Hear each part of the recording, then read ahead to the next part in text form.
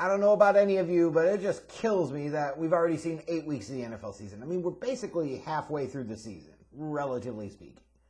That's just nuts. I mean, you spend months getting excited for it. Then you get to training camp, you get to the preseason, and man, these weeks just fly by.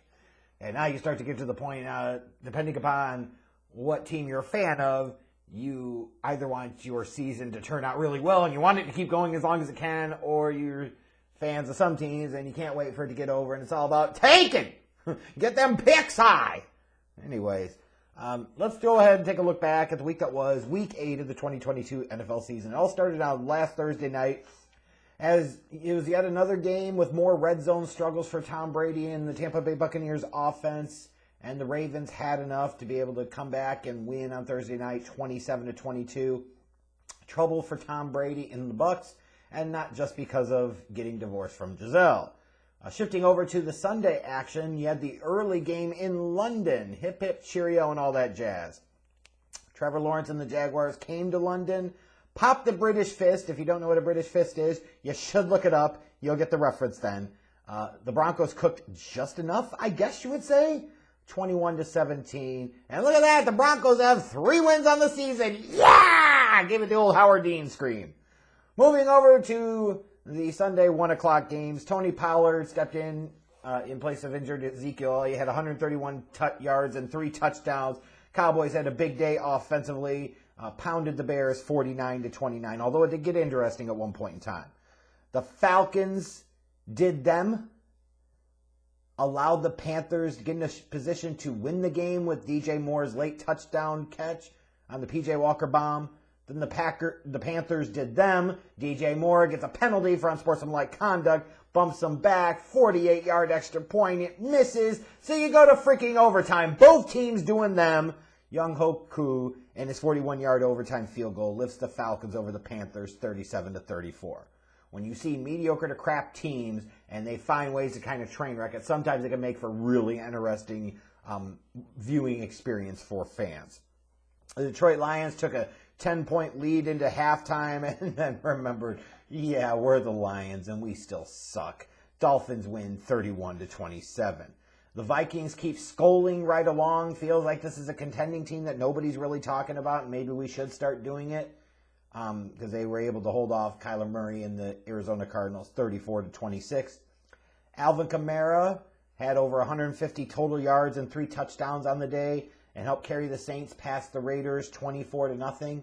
And if you're a Raiders fan, you sit there and say, well, fuck, Rick Bisaccia could have at least done this. You're getting shut out by the damn Saints? Give me a break. Yeah, not good. Not good at all.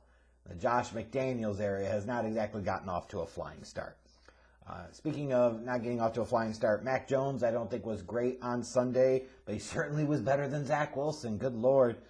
Patriots had enough to beat the Jets 22-17 in what was probably a pretty big game for them, and got to be a disappointing loss for Jets fans who are starting to really feel good about this team this year. Steelers fans can sit there and cite South Park and blame Canada! But the bigger problem is it's not your offensive coordinator. It's the fact that your defense couldn't stop A.J. Brown and Jalen Hurts as they connected for 3 touchdowns. The Eagles coasted 35-13. Malik Willis got his first career start, so that was exciting to see. But you had to imagine the Titans were going to be very conservative in their game plan, and they certainly were. Derrick Henry stole the show, had a monster day, going over 200 yards, I think for like the 6th time in his career, some crazy shit like that. The Titans beat the Texans 17-10. The Commanders get 10 points in the last 5 minutes. It wasn't pretty, but they got it done to win their 3rd consecutive game, beating the Indianapolis Colts in Indianapolis 17-16. Christian McCaffrey had himself quite the day, an old like Paul Hornung type of late 50s, early 60s day. A rushing touchdown, a receiving touchdown, a passing touchdown. 49ers dominance over the Rams continues 31-14. Yikes to Los Angeles. The Giants offense really struggled to move the ball on Sunday afternoon. Geno Smith was able to lead this offense of the Seahawks to a 27-13 win over the Giants.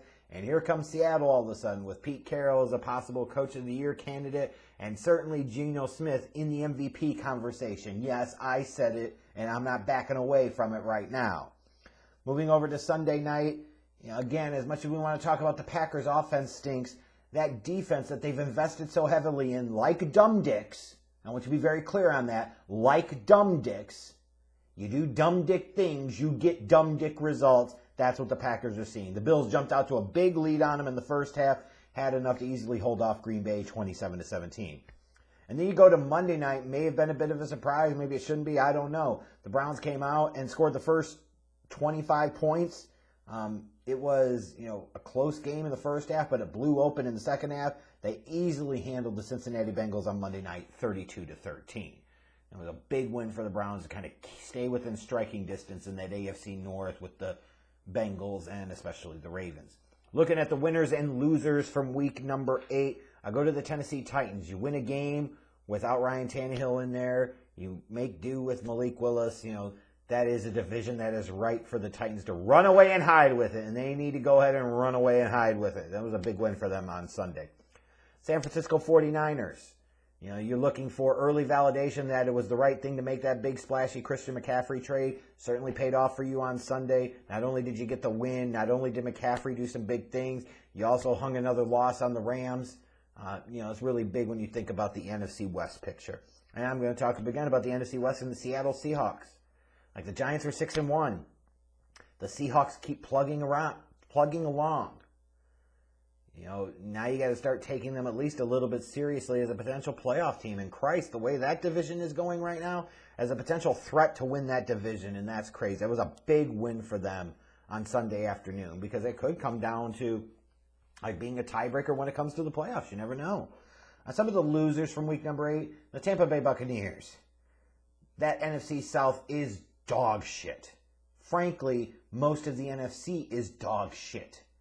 Meaning that the opportunity is there for the Buccaneers to take control of that NFC South and run away and hide with it, and they're not doing it because they're dog shit too and they're playing like it. They really needed that win on Thursday night, and sucks for them that they came up short like that. The Raiders, you get a new general manager, new head coach, you bring in Devontae Adams, you're not supposed to be getting shut out, period.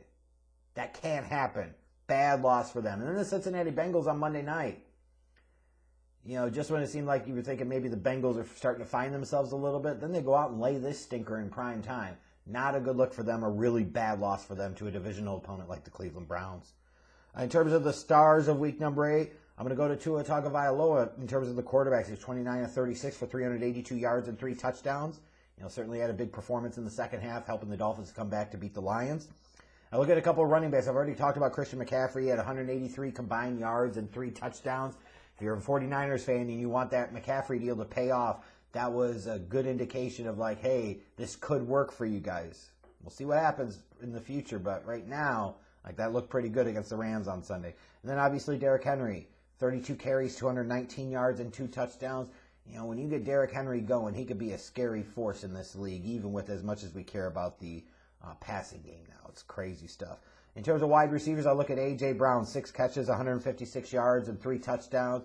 Another one of those situations where the Eagles, as an organization, their fans got to feel pretty good about making the trade to bring A.J. Brown in. The New Orleans Saints, as a defensive unit, shut out the Las Vegas Raiders. They got to feel good about that. And then coaches, Bill Belichick got his 325th win. He now surpasses George Halas. I almost said George Allen, sorry. Papa Bear George Halas to stand alone in second place on the NFL's all-time coaching wins list. That's a big accomplishment there.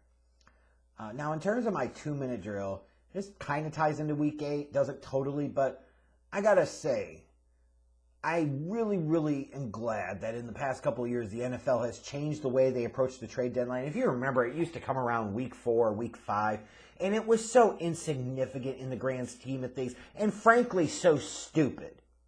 I never understood where you've got Major League Baseball would have their trade deadline at the end of July, and you'd even have a waiver trade deadline at the end of August. The NBA has their trade deadline in frickin' February. They're 3 or 4 months into the season.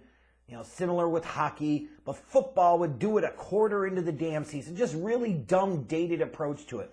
And by taking it and shifting it to where it at least happens about halfway through the season, You're seeing more interesting moves happen. It's another way to inject some life in the NFL, create some buzz. You think about last year, the big Von Miller trade from Denver to the Rams. It was a big get for the Rams and their push for the Super Bowl. This year, you got Bradley Chubb going to the Dolphins.